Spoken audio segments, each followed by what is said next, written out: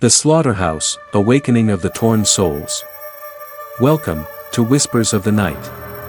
Tonight's story takes us to a place reeking of blood and long-forgotten screams. A place where flesh was torn not just from bone, but from spirit. This is The Slaughterhouse, Awakening of the Torn Souls. There's an abandoned slaughterhouse just outside the city limits. Locals say it shut down decades ago after an accident, but the real reason? No one dares to tell.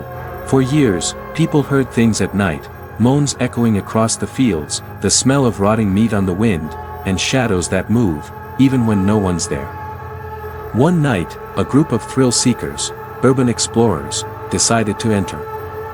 Cameras in hand, they joked, laughed, called out into the dark halls. Until they reached the processing room. The air shifted. Cold. Heavy. And then, the machines, dead for decades, came to life. Saws buzzed. Hooks rattled. And a voice, low and mangled, whispered from the shadows, "Meat. More meat."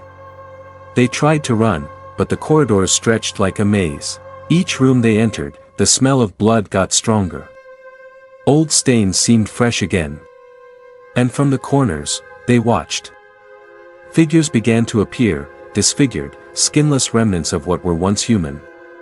Their mouths wide open in endless screams. Their eyes empty, but locked on the living. One explorer, Sarah, screamed, "They're following us." But it wasn't just that. The floor was bleeding. Red pooled beneath their feet.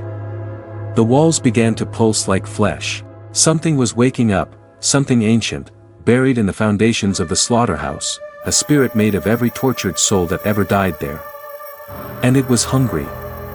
Only one camera was ever recovered. And on the footage, a final frame, blurry, soaked in red. One of the explorers staring into the lens, mouth agape, whispering, "They want out. They're in the meat."